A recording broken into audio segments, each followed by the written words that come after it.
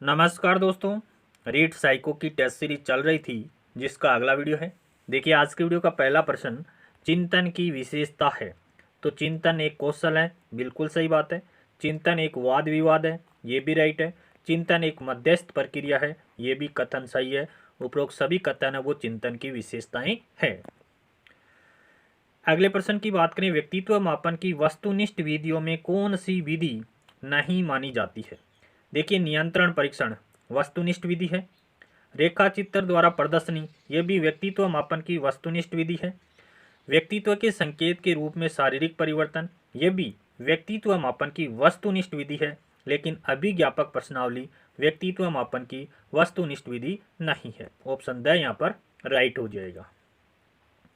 अगले प्रश्न की बात करें कि बुद्धि के त्रितंत्रीय ट्राइआर्किक सिद्धांत के अनुसार बुद्धि विश्लेषण सृजनशील और व्यवहारिक रूप के अंतर्गत आती है।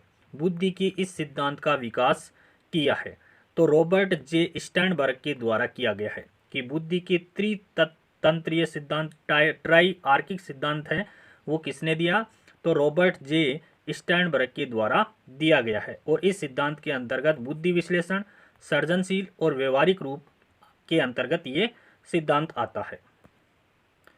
अगले प्रश्न की बात करें, स्टैनफोर्ड बिने परीक्षण मापन करता है। स्टैनफोर्ड बिने परीक्षण किसका मापन करता है, तो ये बुद्धि का मापन करता है। अगले प्रश्न की बात कर लेते हैं, निम्न में से कौन सी बुद्धि हार्वर्ड गार्डनर की बहुबुद्धि सिद्धांत को प्रदर्शित नहीं करती है। देखिए बुद्धि बहुबुद्धि सिद्धांत हार्वर्ड गार्डनर ने दिया था, तो उसमें बुद्धि के 9 प्रकार बताए थे, जिसमें सांस्कृतिक है वो बुद्धि का प्रकार नहीं है। पहला ही ऑप्शन यहाँ पर करेक्ट हो जाएगा। संगीतात्मक बुद्धि का प्रकार दिया था, भाषाई बुद्धि का प्रकार दिया था और शारीरिक गत्यात्मकता का प्रकार हार्वर्ड गार्डनर के द्वारा दिया गया है।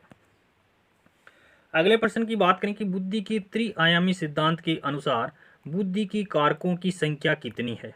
तो बुद्धि के त्रिआयामी सिद्धांत के अनुसार बुद्धि के कारकों की संख्या है वो 120 है। अगले प्रश्न की बात कर लेते हैं, स्पीयरमैन के अनुसार बुद्धि का बढ़ना किस आयु में आकर रुक जाता है। तो किसके अनुसार, स्पीयरमैन के अनुसार 16 वर्ष की आयु में बुद्धि का बढ़ना रुक जाता है। अगले प्रश्न की बात करते हैं, एक सफल इंटीरियर डिजाइनर में किस प्रकार की बुद्धि की प्रबलशीलता होती है। तो सफल इंटीरियर डिजाइनर में अमूर्त बुद्धि पाई जाती है। अगले प्रश्न की बात करें कि बहुबुद्धि सिद्धांत जिसको बहुविमात्मक प्रज्ञा के नाम से भी जानते हैं कि जनक कौन है। तो बहुबुद्धि सिद्धांत है वो हार्वर्ड गार्डनर के द्वारा दिया गया है। अगले प्रश्न की बात करें, निम्नलिखित में से कौन सा युग्म सही नहीं है। कौन सा युग्म सही नहीं है, बहुबुद्धि का सिद्धांत गिलफोर्ड के द्वारा नहीं दिया गया है।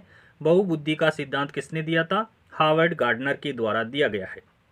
अर्थपूर्ण मौखिक अधिगम ये आशुबेल के द्वारा दिया गया है, राइट है। क्लासिकल अनुबंधन सिद्धांत या क्लासिकल कंडीशनिंग सिद्धांत है वो पावलाव के द्वारा दिया गया है, ये भी राइट है। मनोसामाजिक सिद्धांत है वो एरिक्सन के द्वारा दिया गया है, ये भी कथन सही है। तो यहाँ पर पहला ऑप्शन है वो गलत है। अगले प्रश्न की बात करें कि उपलब्धि परीक्षणों का प्रमुख उपयोग होता है।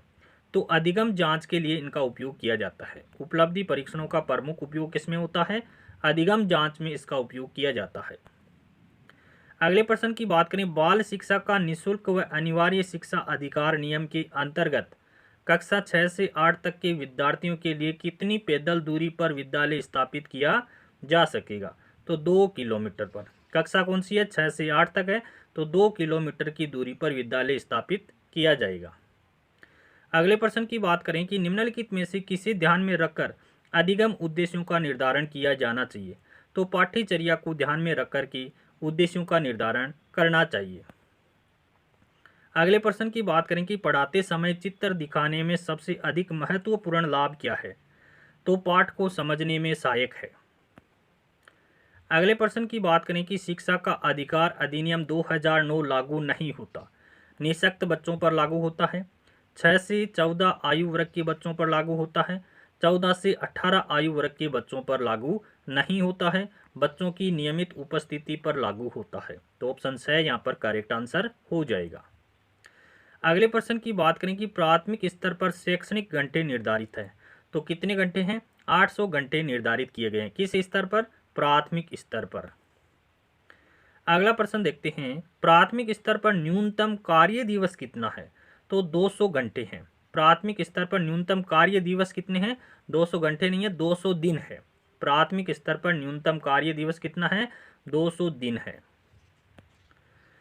अगले प्रश्न की बात कर लेते हैं, शिक्षा के अधिकार के तहत प्राथमिक कक्षा शिक्षक छात्र अनुपात कितना है? तो देखिए, शिक्षा के अधिकार के तहत प्राथमिक कक्षा की बात हो रही है, शिक्षक छात्र अनुपात 1:40 होता है। अगला प्रश्न देखते हैं, शिक्षा का अधिकार भारतीय संविधान में किस मूल अधिकार में शामिल है? तो ये स्वतंत्रता के अधिकार में शामिल है। अगले प्रश्न की बात करें कि 86वां संविधान संशोधन अधिनियम 2000 के भाग 3 में जिस नई धारा को जोड़ करके 6 से 14 वर्ष की आयु वर्ग के सभी बच्चों को मुफ्त एवं अनिवार्य शिक्षा को मूलभूत अधिकार बनाने की बातें कही है, संविधान की यह धारा कौन सी है? तो 21A है। अगले प्रश्न की बात करें, नामांकन बढ़ाने, उनकी उपस्थिति बनाए रखने एवं बच्चों का पोषण स्तर सुधारने हेतु प्राथमिक शिक्षा के लिए राष्ट्रीय पोषण सहयोग कार्यक्रम कब शुरू किया गया? तो ये 15 अगस्त 1995 को शुरू किया गया था। अगले प्रश्न की बात करें, मनोवैज्ञानिक स्किनर ने अधिगम का कौन सा सिद्धांत प्रतिपादित किया था? तो कार्यात्मक अनुबंधन का सिद्धांत किसने दिया? स्किनर के द्वारा दिया गया है। कार्यात्मक अनुबंधन का सिद्धांत किसने दिया? स्किनर ने दिया था। अगले प्रश्न की बात करें, किस मनोवैज्ञानिक ने अपने अधिगम सिद्धांत में पुनर्बलन पर सबसे पहले बल दिया था? तो स्किनर ने दिया था। पुनर्बलन पर सबसे पहले बल किसने दिया? स्किनर के द्वारा दिया।